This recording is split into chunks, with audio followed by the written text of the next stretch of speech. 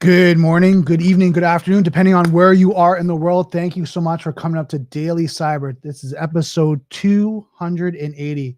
Wow, it's been a long journey to get up to 280, but it's been exciting. A lot of information, a lot of great people we've been meeting and interviewing. So it's really exciting to go through Daily Cyber and learn so much from experts. And today I'm going to have a great expert that I've been talking to offline, as well as just kind of connecting on just different areas of cybersecurity. So today I'm going to have Joshua Scott on. He has spent nearly 3 decades in the trenches of security and technology, helping companies turn complex risks into clear business advantages. As a VP of security of Hydraulics, and I want to make sure I pronounce that correctly, I'll ask him after. He's responsible for protecting a platform that ingests data at mind-bending scales, terabytes to petabytes, and delivering answers in seconds. His mission is simple: make security a value driver, not a roadblock. And I think that's something that all of us kind of run into the challenge of how to do that. How can we make it a success for the company and organization? It's good to have that conversation with him today. Joshua has built and led security programs that cover everything from data privacy, cloud security, to threat detection, incident response, compliance frameworks like SOC 2, GDPR, HIPAA. He thrives at the intersection of business goals and security demands, translating technical jargon into trust for executives, customers, and teams alike. So he has a long more in his bio, which is great, and we'll get really into that today. So grab a coffee, grab a tea, and let's hack at it.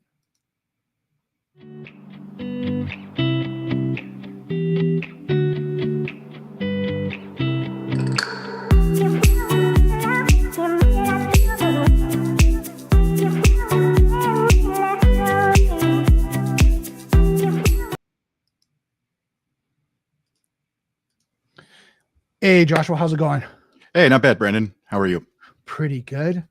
Oh, man, your bio is long, extensive. And I mean, you've got years in the trenches, so I completely understand. Yeah. I love what I do. It's 30 years now that I've been doing it. So started right out of high school and just found my calling. And this is what I've been doing now for 30 years. So tell me a little bit about the journey, because we have people that come to Daily Cyber and the community. How did you get started? How did you break into the industry? So when I started in tech, I was building clone computers for $8 an hour and started off basically doing that. Right. And then I really enjoyed tech. I had no background, no experience with it. I played with a friend's computer at his house because we didn't have a computer at home. Right. And then from there, I realized how much I enjoyed, the technical aspect of it and the tinkering side of it. The first book I ever read was the MS-DOS Bible. And I remember reading that cover to cover and learning how to do command line items. And then, after a couple years of doing just kind of help desk, sysadmin, network type stuff, I realized I didn't know what aspect of tech I liked the most. And then I was talking with somebody that was in security, and they're like, oh yeah, we touch everything. We get involved with everything. And that's kind of how I started in security. It was probably like 1997, started administering firewalls and started, running, tools like CyberCop Scanner way back in the day, from Network Associates. So it was really interesting because I got to play with more tech. And for me at that time, I was still just, an engineer, architect doing most of the technical work. And it was fun. Right. I mean, it's still fun. I still love it today. Yeah, let's put that out there. Yeah. I kind of teetered off. I'm waiting for my retirement, like a government employee. I'm counting the days. I got to, count it down on the calendar.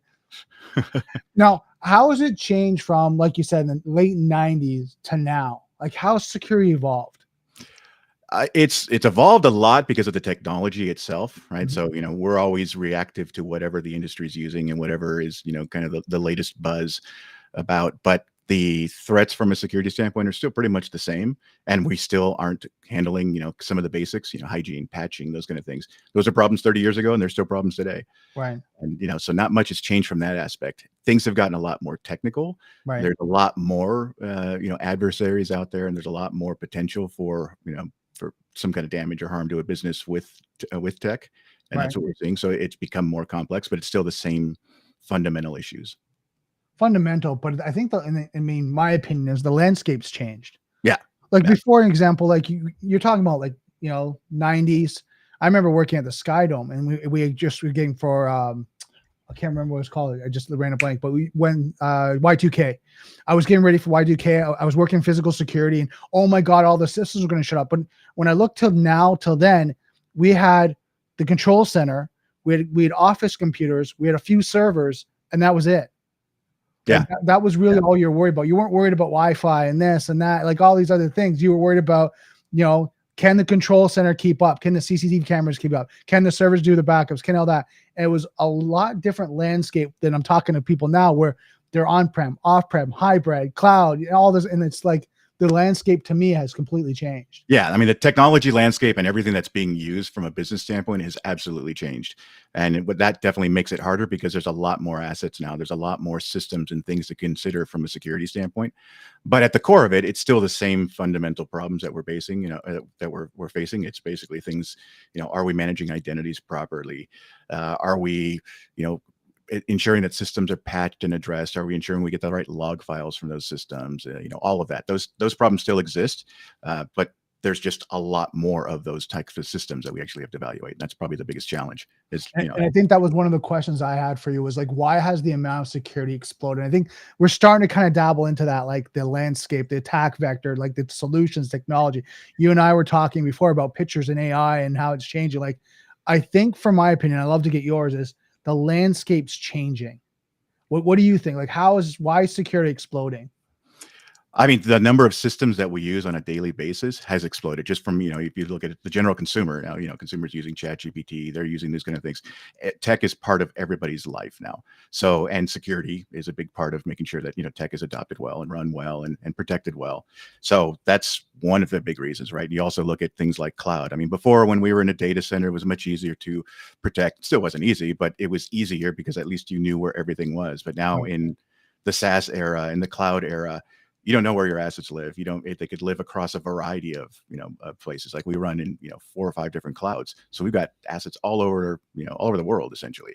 Mm-hmm. Most businesses are now doing that. So the number of just raw systems you may have and the number of providers that are giving you some type of service, an HR provider, a finance provider, with these SaaS platforms, we've got so many of them.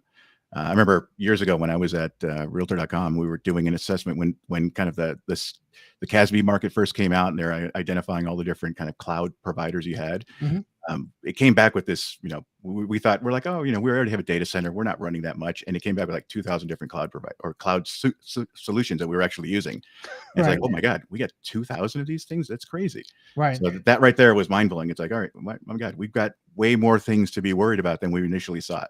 Right. Now it's still the same basic things that we got to worry about for each one, but there's, 2,000 of them that we now have to worry about. So the threat vectors and the potential for leakage and the potential for an issue in one of those platforms, it's amplified. I also think, and I mean, I'd love to get your opinion on this. I think the control of the security has changed and pivoted to more a shared model versus individually. Like you said, like before it was our server, it was our network, it was that. You had a data center, it was shared, but you at least had it isolated, that was your rack, no one had access to it, and that was it.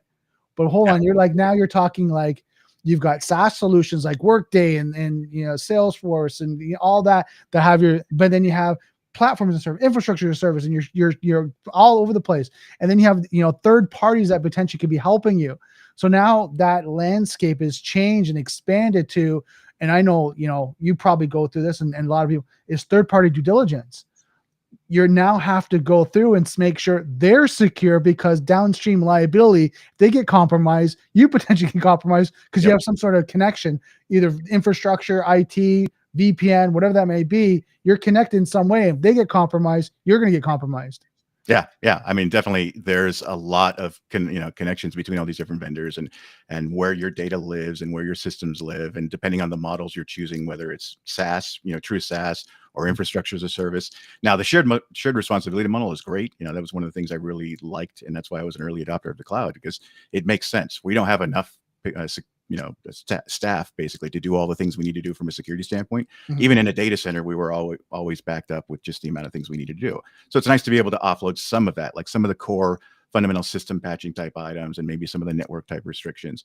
But there's still, again, it's shared responsibility. There's still all those things that we have to do. Mm-hmm. And it just makes it more complex, because it's great that they're handling patching. It's great that they're handling the things, within their layers. but there's still so much that you have to do, as a company, as a business, for your aspects of it, that, the responsibility that falls on us. We have to make sure that we're adding users correctly. We have to make sure that we're adopting the security solutions or capabilities that the platform has. And, a lot of times people aren't doing that because it's so easy to it's kind of like back in the day with Microsoft, click, next, and you've got a running server. And for a lot of SaaS platforms, it's that same thing. Let me sign up for a trial and I've got this account that it can do all these kind of things, but there's no security, native. I mean, it might be native, but it's something that you have to explicitly turn on or account for. I think that's the other challenge we have, is that it's great that they're handling the core infrastructure items and the servers and the patching, but we're not thinking about all the other stuff. And it makes it's that much easier now for any user to go sign up for these things too. Right. So that's the other challenge, is that now any individual user, back in the day when we were at a data center, it was easy enough to say, okay, well, we've got to stand up a server for installing a new software package. IT was involved, security might have gotten involved. There were more people involved, but now, the legal team wants to review a contract management solution. They'll just go out there and review it and start running with a trial and start putting documents in it. And security may not even know about it. Right. I think it's just the explosion of shadow IT is one of the big challenges that we face. And that's why, security data has exploded. The explosion of just the number of vendors or SaaS providers or infrastructure or service providers that you may use, that's exploded as well. That's what makes it complicated. There's just so many different vendors and systems that we're using, and then they're all interconnected too, as we saw with recent outages. There's dependencies across each of them. So any individual issue, somebody goes down, somebody has a breach, it could affect 100 different providers that are running on top of them. So when you're going through this, and again, because your expertise and background, you're talking about like shared responsibility. Is there another layer to that? And I'm going to need context, because I know you have Azure, you have Microsoft Azure, you have Google, you have all these different platforms. But is there another layer to that on shared responsibility, like an outside vendor, an MSSP, like something on that you're layering on top of that? Now you have to do an extra layer of due diligence. I mean, yeah, you want to make sure that the vendor that you're actually onboarding, number one, that they have the right security controls. Do they actually, take security seriously? So your TPRM programs are really, really important. But then you also have to factor in, what are they relying on? Are they relying on somebody, or some other vendor or some downstream service that, may have some weaknesses as well? I mean, like the explosion of AI, that was one of the things I remember at previous companies is, we were looking at, oh, well, here's a vendor and they're using this particular AI model, or they're using this particular AI capability. Well, we know our data is leaving their premise.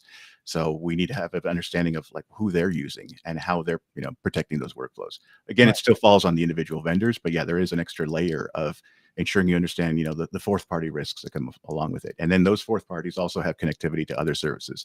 So it's a long chain of different types of things that rely on each other and have risk. And I think that's why I wanted to bring that from people that are watching this that might be breaking into security, because sometimes you think, oh, it's just that vendor. Like you said, you had 2,000 cloud solutions. It's just that 5 that we work with. It's just that short list. And I remember working with GoSecure, and we were doing some scans for a client. And one of the tools that we were able to use was be able to see all the developers in the code and seeing how many layers deep that code went and outsourced to different parties. Ended up, it was 4th, 5th, 6th party. Some people in Russia, it was the Philippines, it was code from all over. But the company was like, hold on, we're working with this developer who's US based, and that's what we're supposed to know. But hold on, why is there code in Russia? Why is there code in someone here? And we're like, well, potentially they're outsourcing that section of the development, or they're scraping that code and using it for their reasons. Who knows? But you need to know. They're like, oh my God, I can't believe that. And I think I bring that up for the security people that are watching that. You're an investigator. You have to go as deep as you go. Where does the rabbit hole take you, right? Where the connections go, and you just keep going until you get an answer. And we always learn is trust but verify, right? You keep going through until you got to go, okay, that's it. And if they don't meet the due diligence, and this is why security is always told us, I was always looked at as the no people. Doesn't meet our due diligence. No, it's not happening. I remember working with a client, and they're like, oh, but the executives want this. I'm sorry. I understand it's a great solution, but at this time, they don't meet our compliance. Like, they don't meet our security controls. Our maturity is here and they're not there. So if they don't meet that, then, we can't bring on board them and start putting our data, using our solution, having our employees use it. I'm sorry. And they're like, but is there a way we can get around it? Shadow IT. I'm like, no, Mhm. there's no way around this. You do it. We break compliance and security and they get compromised. We're accountable. Yeah. Oh, okay.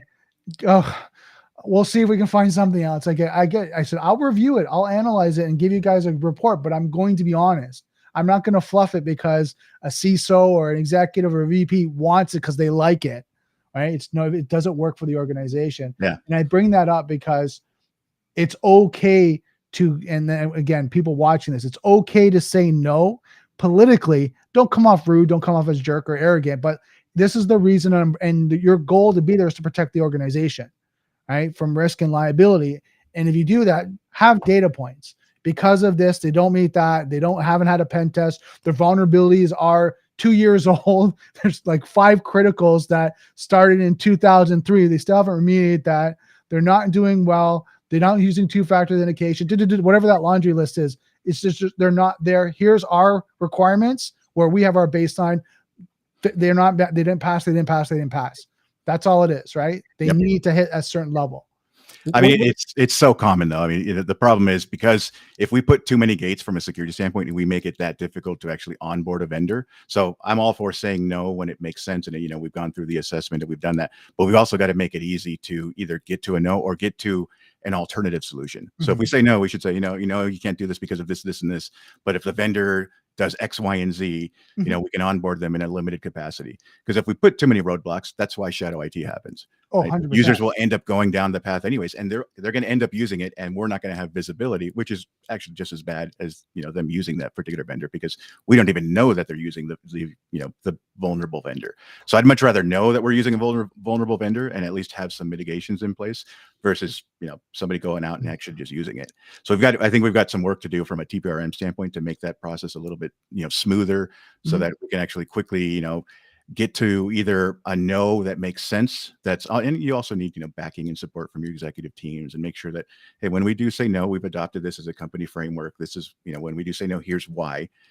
And here's what you need to investigate otherwise. Or in the case where because everything should be based on risk, if there is a risk to the business, let's make sure we identify that, and let's make sure we have somebody that is willing to that basically the stakeholder should be signing off on it, saying, look, hey, we really need this tool or this solution actually helps the business.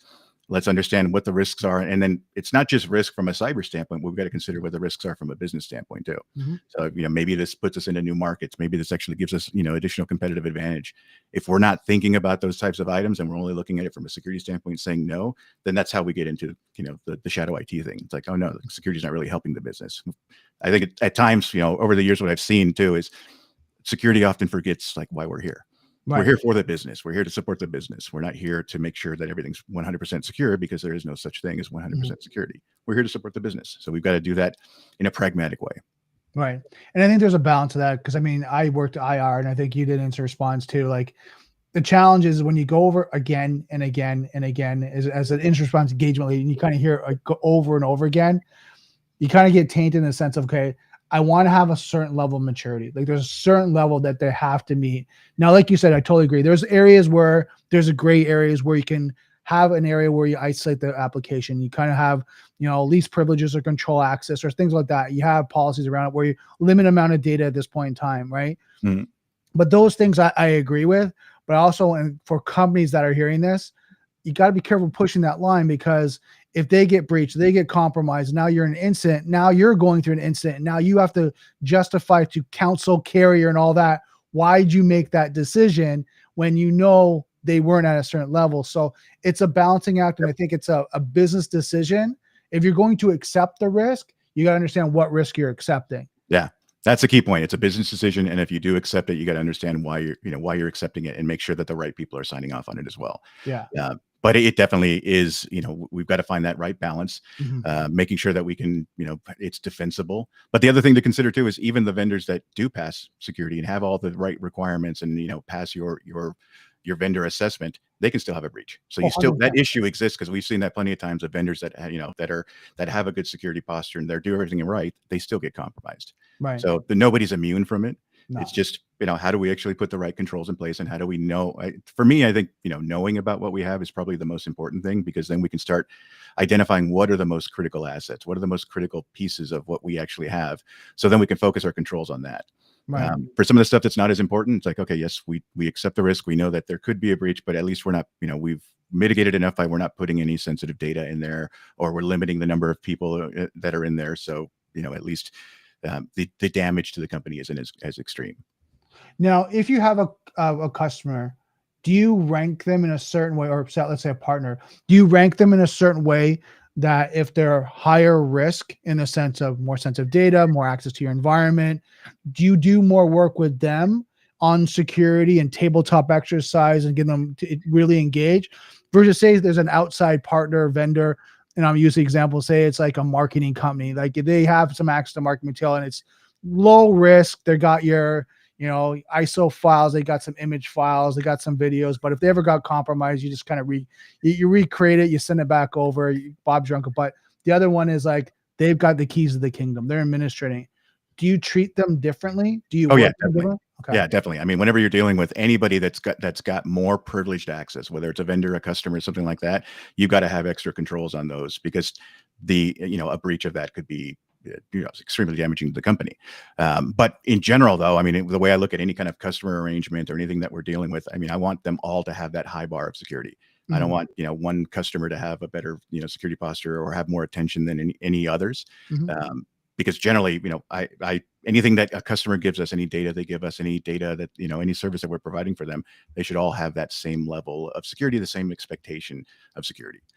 Yeah, no, but my question is, do you engage them more in the ecosystem of your security, i.e., do you kind of get them engaged your tabletop access? Do you talk to them about the incident response plan and the disaster recovery, at least how it relates to them, going through kind of a mock call with them to say, okay, like what's your SLA? Let's kind of walk through that. Do you do that more with them than you would say like I said, that lower tier partner? I mean, from a partner standpoint, yeah, you would do that with some of the more, critical ones, but depending on who's the critical one, like an AWS, for example, if you're running in a, major cloud provider, they're not going to give you much time unless, you're a really huge client, but you've got to have a certain level of trust that they're doing what they need to be doing, Right. and that you've also mitigated things on your end. So it really depends on the partners that you're providing, but if you've got a small, marketing type firm that's got access to a ton of data, or a small, whatever type of, firm, or vendor that has access to certain types of data, yeah, you provide what's needed to be able to accomplish that, and you ensure that you're monitoring those particular things. So that's when I talk about like mitigating controls. If there is a vendor that poses a huge risk to us, or some kind of monumental risk, we want to try to limit that as much as possible. How do we either restrict the number of people that have access, restrict the data that they have access to, or at least increase the amount of monitoring we have on it, so that when something does happen, at least we can get some early signals. Right, for sure. Totally makes sense. Now, another question I have for you is, as we're seeing the security kind of posture change, like, why are we seeing the massive increase? Like, why is everything starting to just expand? Like, there's so much need for security right now. I mean, I think it goes back to just, as I said, when we did the cloud assessment, we saw 2,000 vendors, and this is probably 20 years ago. It's the same thing now. There's even more vendors out there. There's even more technologies. You look at the explosion of just AI and all the different companies and things, and consumer tools that are being used, company tools that are being used, that are that everybody has. So there's been just an explosion of the amount of tech that everybody's using. There's individual apps for every single thing that you're doing across the board. Right. And you hear about all these different announcements from, Anthropic and OpenAI and whomever else, right? There's new stuff coming out all the time. And AI, you've seen it even faster. I mean, I've seen the .com era. I've seen, Web 2, 1.0, 2.0, all those kind of things. And, what I've been seeing with the AI side is it's moving at way faster pace than any of those other, ones even combined, right? They moved fast, but we're seeing entire like markets, and topical areas of AI appear and disappear within like a 3 to 6 month cycle, which is just kind of help, it's contributing to that massive increase in just the amount of things that need to be protected, because there's just an explosion of tech. Right. So it's nice to see the tech. I mean, at my core, I'm still a techie, and I love seeing, the new things out there. But then on the flip side, it's like, all right, wow, there's a lot of things that we need to be worried about. Okay. As a security professional, so what are you doing to remediate that, to get a grasp on that?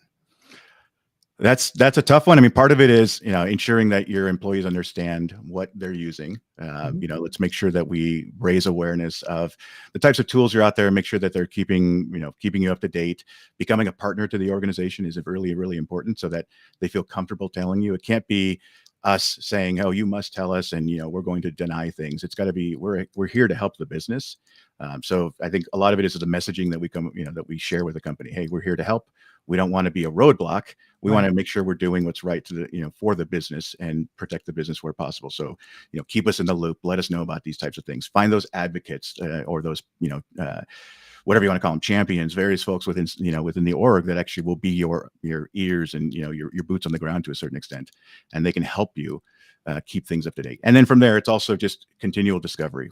We always have to be in discovery mode, because every day there's something new we learn. There's something else we didn't know about. There's some other aspect of, hey, the team is using some new tool. Oh, it's got this kind of data in it. Oh, wow, we didn't know about that. So we've got to be able to, simplify that, because then we can start taking decisions on, now that we have an understanding of what our estate looks like, how do we start putting the right controls in place? Or, we do an assessment, say, oh yeah, you know what, we're not too worried about the data in that particular platform. So we'll push it to the side, because there's always 100 things to do in security. We're staffed to do like 10, right? Just, as an example. Right. So we can't do everything. We've got to find a way to, prioritize and focus on the things that matter the most to the business. But without knowing everything that's out there, we have no way to really know if it is something that matters to the business. And what's a good way? Because again, people are going to be watching this. Like, what's a good way for them to know? Like, again, not knowing, it's such an open, topic. It's like, what do you mean I don't know? Like, shouldn't I know? How do I know? Who do I ask? Who do I call? Do I call a friend? Do I call a colleague? Like, how am I supposed to know what's in my environment? I think there's a couple different ways of doing it. And I don't know that there's a defined approach that works 100% of the time, because it depends on your business. Right. But I would say one thing that I've always done is, relationship building. Right? Mm-hmm. You got to know the heads of each of the different areas. You've got to have conversations with them. And you've got to understand what they're using and what becomes part of their operating model for their particular department, right? When you have an understanding of that at least gives you some insight into what they're using, why they're using it, what the criticality of it, what keeps them up at night. Mm-hmm. So that's one aspect of it, is just from a people standpoint. The other thing is through awareness campaigns, making sure that employees feel comfortable sharing that information. And then you've got some of the technical measures. How do I have the right endpoint management or endpoint, discovery tools, and, CASB or whatever, whatever the current thing is, something that's out there discovering the types of solutions that could help me see what's out there. So you want, inventory, you want some way for employees to, share this information without worrying about it. And then you want those relationships where people can tell you about, this is what we need, and this is why we're using these things. Mm-hmm. So kind of recap, so someone watches you. 1 is 2 is building a relationship and rapport and networking, right? Make sure that you're a friend of the business and a friend to your colleagues and your shareholders and your stakeholders, so they will collaborate with you. 2, what I heard was have some sort of way of inventory and discovery, asset inventory, software, hardware inventory, endpoint protection. A lot of times you'll see, as you go through software information on the actual consoles. So you get to see if anything's flagging or not flagging through the console. So you can actually say like, hey, Microsoft, this, hold on, what's this AI tool? I've never seen that before. And then at least you can do that, and you can do the inventory that way. Looking at, your proxy filters and things like that, your mail filters along that line, because what happens, you can start to see things that are filtering through and coming in and out. So you might flag some things that don't look normal to the environment, or just new. Like all of a sudden in November, I'm seeing a lot more activity requests on, and I'll use an example. Say we didn't adopt ChatGPT, but now November, someone came in and said, hey, I've been using ChatGPT to do X. And also now we see like OpenAI and a spike of all traffic going to the site. Okay, now we get to see that, right? So we get to do that by our analysis, and then we get to see, okay, who's going to that, what IP addresses, or, can we track that down to a location? Maybe there's a department, maybe HR now did a ChatGPT seminar, and now it's, everyone's doing ChatGPT in HR, right? So things like that, I think, will give you a holistic view to come and assess that, is this something security needs to dive into and start to, hone down control? Or is it something you said, like, is there an education process here that, what are you guys doing? How are you using it? How can we help you guys? And then is like, do we wrap some sort of controls and security around it? And again, policies, technical controls. Yep. Yeah, I think so. It's all those items, right? And I think Yeah. the big thing about inventory is there's no inventory to me is visibility. That's one of the Mhm. things. Like I understand what's out there and I know what it's being used for, or I at least know what's on it. But that there's a lot of things involved in it. And I think you hit a perfect example is what's in the proxy logs or what are the users visiting from a web browser standpoint? Because most of the apps that we're using nowadays too aren't on the the end user systems. They're somewhere in the cloud. Right. That's the whole SaaS model. So we don't necessarily know what's out there. So we've got to find a way to actually discover that and be able to inventory it and see, where people are logging into. So it's not just, asset data on an endpoint. It's also proxy logs. It's also things from your cloud providers. It's also things from your identity provider, which will show where your, identities are actually being used. So it's all of those collectively actually will give you kind of a sense of, what your environment looks like and how it's being used. Right. But even then, is that enough? Who knows? It really depends on your business and how comfortable you are knowing what's out there. And then the relationships are also important too, because you may find too, I think there's a, the benefit of knowing that information is that you can actually help the business as well. Are we using two tools that actually are doing the same thing that are costing us, we're paying twice, we're actually using two different competing tools. It's like, hey, let's standardize things. Let's make things better. Right. Standardizing on tools actually has a benefit from just the, employee experience. So there's a lot of kind of crossover between that. We want that information. Inventory is important for everybody. Within tech. To your point, like standardizing the desktop, the applications keeps it seamless so you can do training. You can make sure that people can actually do their job and they're efficient. If there's gaps in the process, they can figure that out because it's like, hey, Joan's doing it this way, Fred's doing that way. It's taking 45 minutes of Joan, but Fred's only taking 15. Maybe they need to job shadowing because Fred has a better way of doing it. Yep. Right now, you look at efficiency versus someone's using one, someone's using a different one. Fred doesn't know Joan doesn't know Fred, and it's like I don't know what they're doing. Like I have no clue. I've got my process down, so I think that's and then they can't collaborate between the two because they're using different tools. They may be speaking different languages. So standardizing helps you from an IT support standpoint, from a cost standpoint, and from a security standpoint, because then that one particular tool. When we've got three different tools doing the same thing, and now we've got three different attack surfaces that we've got to worry about from a security standpoint. And then, maybe we've got the premium version of this one particular vendor that has the security capabilities we need, but we're using the cheaper version on these other two vendors. It's like, okay, we're actually lessening our security posture by running these other two. Right. That's the other reason why we want to standardize. There's a lot of value, with standardizing. And I get it. There's no, there's an exception to every rule, right? So there's going to be legitimate reasons why we need a particular other vendor. Right? Oh, they do something that we just can't do with this vendor. And then, you make a risk decision. You understand, look, this is what we need, and this is the value we get from it. So we'll put, the requiring controls on it to make sure it actually is protected right.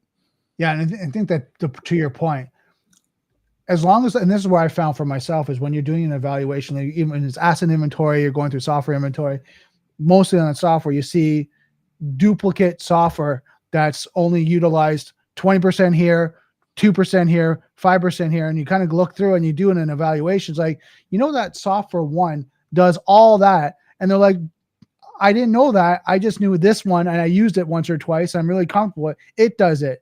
And then you can look at licensing, cost, support, and all that. If you go down to one solution, you might have a better buying power. And and I know is that 300, 500, 1,000 clients or endpoints that you're installing on it, all of a sudden you get better pricing. So instead of having it 200 of it here, 300 over here, then you're like, we're spending more on licensing software when we can be more cost effective and won't use one solution. Now, I do agree with you. If that one solution doesn't have the function and ability to do X, Y, and Z, whatever that is, bringing another solution to help and balance it out, totally agree with it. But if you have three solutions that do the same thing, why are we using three solutions? Yeah, it's just costing you more. You get the economies of scale if everybody's using the same platform, to your point. So, and it's easier from an organizational standpoint. You can now focus training and other material on the solution that everybody's using. And, it makes it easier for the IT team because it's just overall, it's generally better, right? But again, there's exceptions to every rule. 100%. So kind of going through this, and one of the questions that came up for me was, okay, you kind of go through this, you understand the explosion, you understand a little bit. What are the headaches that like someone like yourself as a VP are dealing with? And how are you dealing with the day-to-day kind of stressors of everything going on? I mean, number one, it's just the explosion of the amount of systems that are being used, right? Every day there's a new type of system that employees might be using, that employees might be taking advantage of. And maybe, they're legitimate reasons for using it. But again, without that visibility, that you don't know. So that's one of the headaches, is just not the unknowns. Then on top of that, the kind of current way that a lot of SaaS providers do it is the security features are actually an upsell a lot of times, right? So that creates challenges too. It's like, all right, how do we actually put in some of the right controls on this when we know we've got limited capabilities? And how are we going to accept some of those risks? How are we going to get the necessary data out of those platforms? That's another big challenge. Is we've got something critical. Is it actually sending us the right telemetry to understand when people are doing things, or do we have to kind of put a band-aid around it? So just the complexity in every single system is somewhat unique, right? Every single cloud provider is different. Every single SaaS provider, whether you're using an HR platform, 2 different HR platforms, they might work completely different, have different sets of controls. So all of that makes headaches for the security teams, because now it's not like we're managing, or providing, security risks data on one platform or one, department. We have to provide it across 25 different platforms that might have, different ways of securing things and different controls in place, and different SLAs, and, a number of different things. So that definitely creates a lot of headache. And then not knowing when employees are actually adding a new one, or if they're evaluating something new and bringing in a entirely new vendor, all of that just adds to the headache, because there's just, again, it goes, 100 things to do in security, we're staffed to do 10. How do we choose those 10 without knowing what's out there? And I think the biggest thing is we've got to find a way to prioritize better, because at the end of the day, that's probably one of the most important things in security, is learning how to focus on the things that matter most to the business. And that's something that, initially, I remember when I first started, it's like, oh, I'm a security person. Let's just, protect everything. I see an issue, let's protect it. And I remember running into a lot of, friction with people, with, employees, with staff on that. And when I started really thinking through it and talking, this is before I really understood, this is probably 20 years back. It's really difficult to, when you have that kind of approach, is most of the folks that you're interfacing with are like, hey, wait, this is not important, right? This is a development system, or this is something we're just testing around with. Why do we have to go through all this headache to actually get this set up and get it stood up, or even just to do a trial of this particular thing? So we put in a lot of, I think that's something that security needs to, continue to focus on, is how do we make it easier for our employees to use the things they need to do with in a managed way, right? In a way that, manages the risk effectively, so that we don't continue to have this, the headaches and the explosion of new systems without knowing about it, right? And again, it comes back to relationships, understanding what's out there, and then finding ways to, allow maybe some risk into the environment in a controlled way. Right. How do you put in a system? Maybe you have different tiers of access, and you have an outer layer, which is for all your vendors that are, untrusted, and then kind of the inner layer for the things that you really trust and you really care about. And that at least gives you a way to, not always say no to employees or no to departments. It's like, hey, we can say yes, but here's how you can do it. You can't access this data, or you have to log in through this other system, whatever it happens to be. Or, you put certain control. Hey, we can bring in this system as long as they support, MFA and SSO, and, they provide us logs. We've got to find a way to actually be able to support those kind of things, because that will help with the headache as well. Because if we work with the teams, we get more visibility. If we work with the teams, they'll provide us more information, right? But even then, right? So let's just say, in a perfect world, if you get all that, you still got potentially, hundreds, thousands of systems that you're now having to do risk management on, do TP, vendor assessments on, and then you have to also, once they're implemented, what are you doing with that system? Am I taking logs from it to feed into my SIM or into my data platform? How am I analyzing that? Do I understand the data that's coming from that system? So there's just, the headaches are, hundreds, thousands of systems that are all unique and have different capabilities. And, having an understanding of that is complicated. So you mentioned this, and I've heard you mention it a couple of times. How do you now evaluate and prioritize your projects and what you're doing when it comes to security? I mean, number one is understanding what's important to the business, right? Where are we going from a, just a directional standpoint? What are the things that matter the most? And then having the relationship with each of the other, execs, and making sure, what keeps them up at night? What are the things that worry them the most? What are the things that could actually cause significant harm to the business?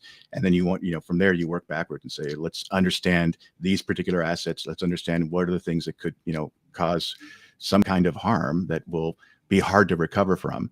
And then let's focus our security efforts on those. We've got to protect the things that matter most to the business, where, if a marketing system that, publishes, even you have a marketing website, it's compromised. Yeah, that's bad, but you can generally recover from that. But if you lose customer data, you damage trust, right? So we want to Right. make sure that we're doing everything we can to ensure that we're keeping that trust with our customers, and that we're protecting and doing everything we can to to protect customer environments, because to me that's always got to be the number one thing is customers signing on to use your particular product. Mhm. We have to make sure that we understand that, number one, this is not our data. They're entrusting their data to us. We've got to protect it. So Right. that's understanding kind of how that works, right? And that depends on the company. I've worked at companies where we didn't have customers necessarily giving us data, so then we found the other things that matter to the business. Right. So one of the things that I've done through my evaluation is kind of look at the snapshot of the project. So you kind of list them all out, and then I look at criticality and potential of compromise. Right. The higher the risk, the higher the potential compromise, the higher it goes up into my top 10.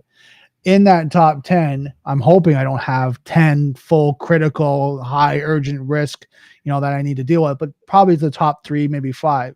Then on top of what you're saying is, then there's the business requests, Yep. new solutions, new technology, innovation, things they would want us to take a look at. So I try to round that out and start with that. Now it's a dynamic list. Some are going to come off the list. Some are going to pivot and change. Business is going to bring in new. But I try to keep that top 10 list going, and then being able to go through that. Now, as critical things come up, a vulnerability test, a penetration test, a partner comes up, 0 days come through the industry, whatever that may be, they'll go into my top 10. Everything else is ongoing projects that are scheduled for the quarter or longer, depending on the solution or deployment, what we're doing.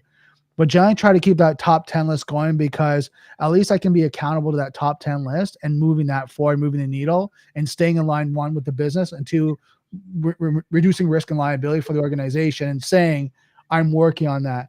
Because like you said, you had 100 tasks, only 10 people. We're always moving. There's always something pivoting. There's always something changing. So that's how I've done it. And I think it's been good, because then you can show a project plan, you can show a strategic tactical operation plan of how you're maturing the environment. And from quarter to quarter, you can say, we've completed this, we've done that, now we move the needle. So we've got, and I'll just use an example, say it's a new company. We got two-factor authentication flow. We installed RBAC. We've gotten least privileges. We're now hardening the administrative controls around privilege accounts. Like, we're doing that. We're doing encryption at rest. You can kind of look at how that list progress, and then all the maturity as you build, right, as you keep going through it.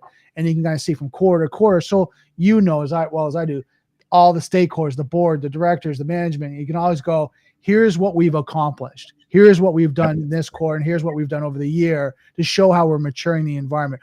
On top of the steady state ongoing patch management, updating things like that, keeping security, getting alert on logs and things like that, and taking action, threat hunting. On top of that, you're putting these security controls in place, right? And you're maturing them. So I think that's one people that are watching it to think about, because and I agree with you. You're going to have that balance. It's not all security. It's not all business. It's going to be a hybrid of both.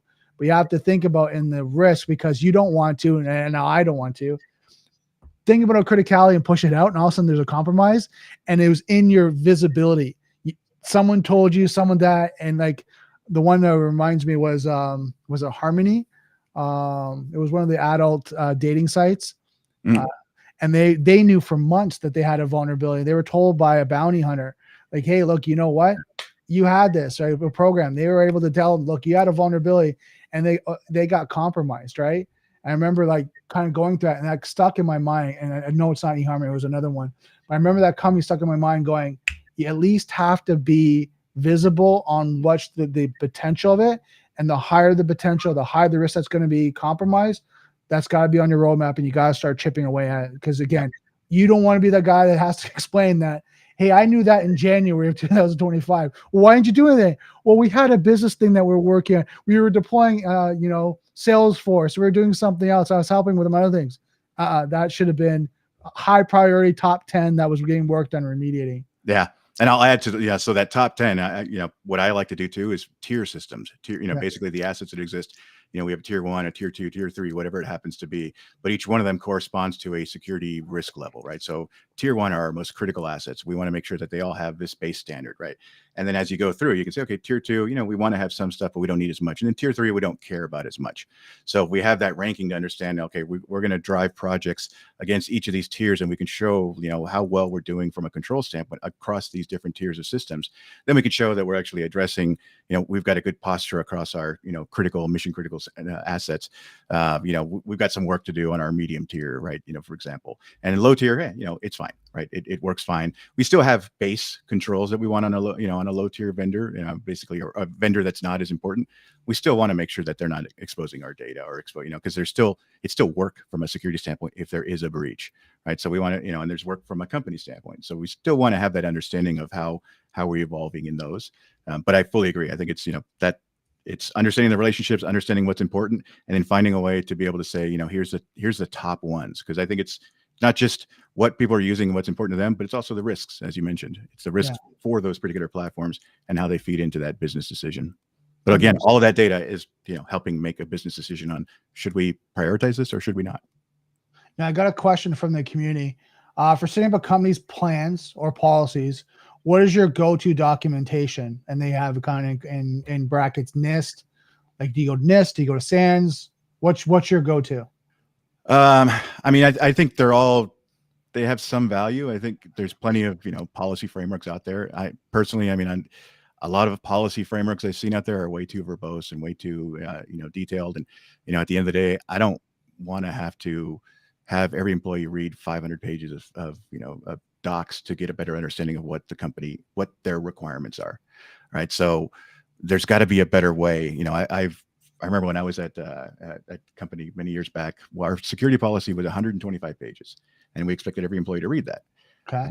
And there's no way, nobody read it. Right. And we wondered why people didn't know, that this was a policy or that was a policy. Right. So I'd say, take any of those frameworks. They all have, some value, but they're, again, just frameworks. So use the parts that make sense to your business. And I think we really need to find a better way to kind of like streamline the way policies are written and the way kind of all those things exist, because we make it too complicated. And that's why we look, people are looking at like security as this black box and this things that they have no idea what's going on over there.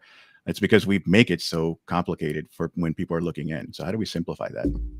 Well, I think it depends on the industry. And I agree with you. Like, if you're not regulated, you're not under compliance, and you don't have to have a very detailed policy of BCPDR, incident response, acceptable use policy. Like, you kind of go through the laundry list of all those policies. You don't really have to have a comprehensive, description, scope, like all that, your shareholders and part of it, like all this information. You've seen them, like they're 25, 30 pages, if not long. You said 100 something pages, right? If you're not there, you take the meat of what you need from these templates, put it over into your style guide of what you need for your policies, create that out, and then start to fill that out. And you should have standardization of your policies, a style guide that you have your policies look and feel the same. They read the same and same structure. Because what happens is it's easier for someone to consume versus one's formatted this way, one's formatted that way. And I've seen that. I'm sure you have. It's like someone grabbed it from SANS, someone did it from ChatGPT, someone did it from NIST, someone grabbed it from a friend's company. All different formats, all different structures, all different, read differently. And you're like, okay, like who did these? Well, I kind of did some of them, and then another guy did it. When you have uniform policy structure, it's easier to consume, and then structure the policies on how you want each of them written for the company. So then you can have 10, 15, 20, whatever policies that you need. And then it's easier to consume. And then you can start to see, what do I really need in these policies? And there's some to be longer. There might be some that be shorter. Right. Like I've seen like AI policies. Some companies have like a couple pages, 2-3 page AI policy. It's not that deep, very simple to read, very simple to consume, because they don't really do too much with AI. And then if there's questions or concerns, contact the IT department or their manager and be able to escalate that and get an approval and go through that process. Pretty simple. But if you're going through like an acceptable use policy, that might be a little bit deeper. An IT security policy, that might be a little bit deeper. Disaster recovery, business continuity plan might be a little bit deeper, right? Yep. Yeah, I mean, I agree, right? Standardized templates, keep them simple, make sure that it addresses what the needs are of the business. And something that I've been doing, for quite a while too, is, supplementary docs, right? So we may need a long policy for compliance reasons, for, validating whatever it happens to be. There may be a reason for having that, but you also don't want to put employees through having to read some of those docs, right? So you can some employees may need to read it, but you want to make others aware of it. So you write supplementary docs, FAQs, something along those lines to help employees understand what's in there. Mm-hmm. How do we translate basically what is in a policy to the general employee? Because a lot of times they may not understand. And that's what we had, when we had 100 pages basically in our security policy, we had everything in there. Right. And probably 75% of it didn't apply to, most employees, right? I mean, it was the IT and security were a very small percentage of total employees, but most of the policies were directly, targeting those. So it's like, okay, let's separate this out. Let's make sure that we're delivering policies that matter to the end user, and also making sure that the policies are signed off by the right teams, right? The executive teams, whoever happens to be, because, a policy that you're not adhering to is also not really helpful either, right? Because, now you're actually just being negligent. So we want to make sure that the policies, are formatted the same, are easy to read, are, consistent, have the right approvals, et cetera. No, it makes total sense. Now, last question for me. I know we got about 9 minutes. What should companies be doing for Q4? Like, what should we be thinking about in this last quarter of the year? Oh, that's a really good question. I mean, have a better understanding of what you're using in your environment, including the AI type of tools. I mean, a very big, I don't know about very big, but a new expanding kind of threat area is, the use of MCPs. You think about just, the model context protocol integrated into your chat system. There's tons of data potentially leaving your environment. So having a better understanding of what people are using, what new tools are being adopted, how they're using it within their workflows. And then something like, we're working on our 2026 planning right now, and actually we're trying to do a 3-year roadmap, right? And the whole idea is I want to have some directional capability, directional items that say, we're not going to get detailed into like year 2 and year 3 and even the second half of, 2026, but we want to have a vision of where we're going. Right. So that's kind of what we're doing as well. That's my Q4, but in general, I think, how do you look at what's, some of the bigger threats that exist out there? And to me, I see AI as one of those. Yeah, not as a threat, but just like the use of MCPs, the use of the different tools, some of the new skills that came out in Claude that allow you to run, that could have a data exfiltration component. So just having a better understanding would be one of the things I would say more people need to do. Nice. I mean, some of the things that, and again, for the community is listening, one of the things I recommend is making sure you've completed your vulnerability assessment and remediation. Right. A lot of times, this is the sprint, and as well as I do, people are trying to get that pen test at the end of the year, right? It's December. Everyone's booking with a pen test to get that done.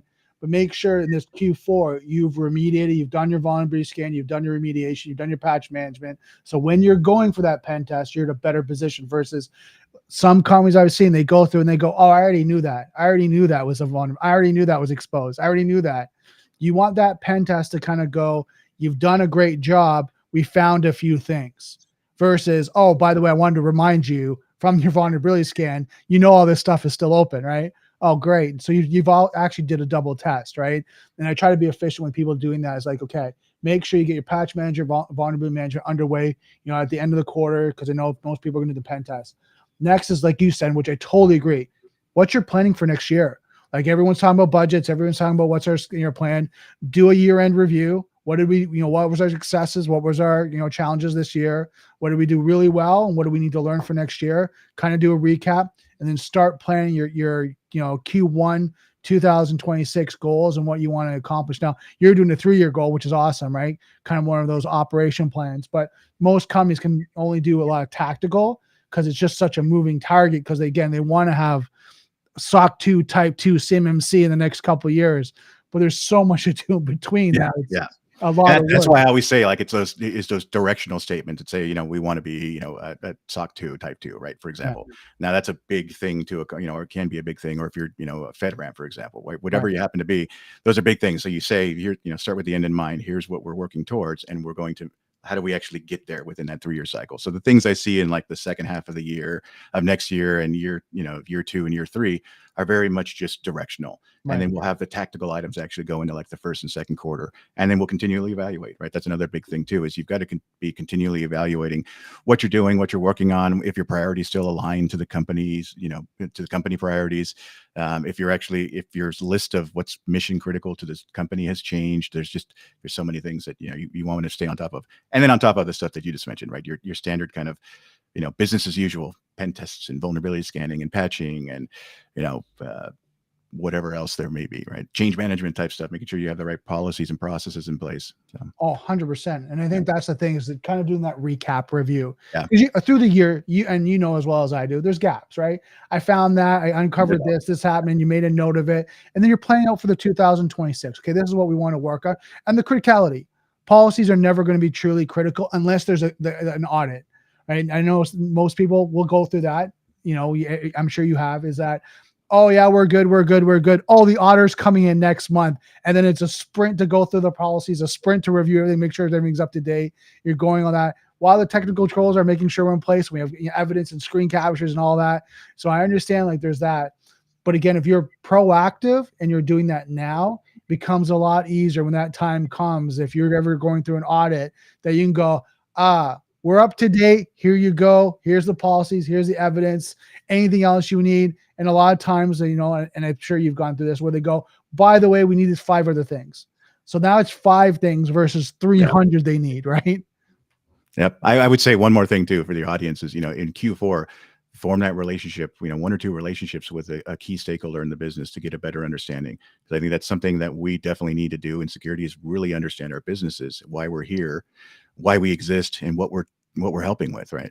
Because if we're not doing that, then that's a problem. So I would encourage everyone to, make a friend in the business. Yeah, for sure. And I think that's key too. Again, people starting out in security, and I've talked about before, and you mentioned it a few times, is that it's not about technology all the time for security. Like, again, as you come up, you're a SOC analyst, you're doing that, you're doing threat hunting, you're kind of going through, you're doing forensics, you kind of get that, you're doing pen testing. But as you mature, there's now becomes a side of, now you're part of management. You're a director, you're a VP, you're in the C-suite, whatever that may be. And now you have to understand the business, because you're making business decisions regarding security. It's not making security decisions about the business.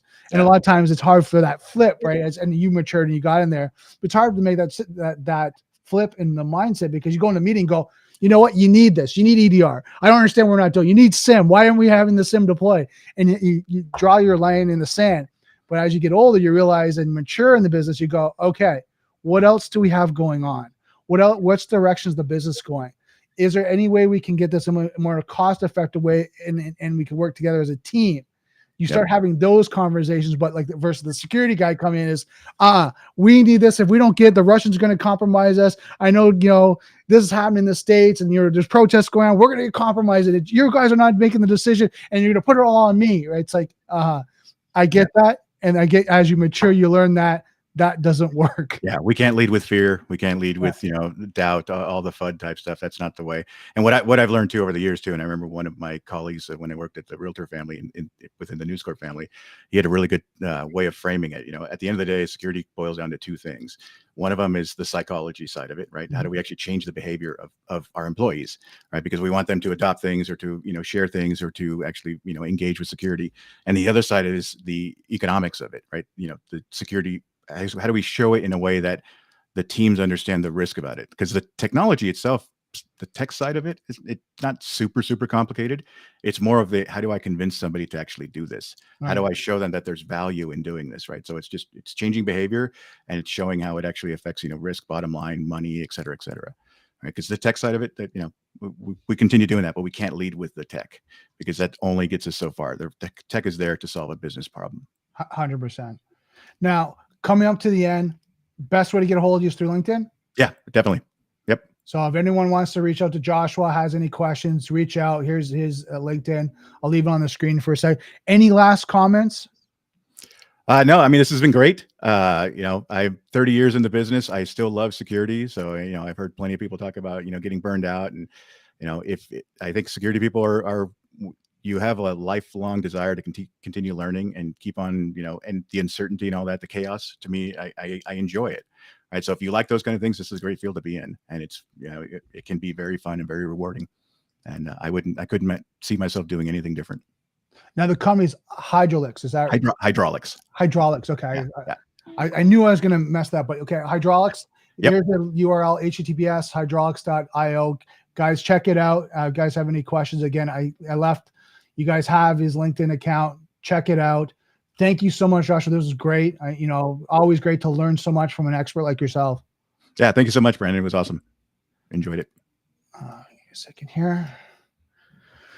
All right, guys, that was a great session. I hope you guys took some notes, learned a lot from this. Again, talking to a VP of security with, 20 plus, I think 30 years experience, I think you said. Again, the wealth of knowledge as he came up in the 90s and came up to now where he's at now, just to learn how he's evolved, how he's developed, the different types of solutions, technology, the challenge that he's dealing with, and still kind of understands and is adapting, right? And I think that's the biggest thing is, as you mature in this industry, you not only learn about the technology, like you saw, about the business, right? And you work with the colleagues you have, like your business, your shareholders, your partners, right? To really evolve and grow. And I think one thing I recommend too, like he was recommending, connect with your partners, connect with your outside vendors and partners, connect with your internal team, really develop those relationships because you're going to learn so much and they're going to teach you and keep you engaged with what's going on in the network, what's going on in the industry, what's happening. So then you can keep abreast of like, what do I need to know? What do I need to focus on? So a lot of great information. I think, going away from this myself, there's some checklists that I have that I want to go through. And I just want to, make sure 2024, I'm ready for 2025, I'm ready for 2026. So this was a great session. I hope you guys learned a lot. So don't forget, software is hackable, being connected is vulnerable. I'll see you next Daily Cyber.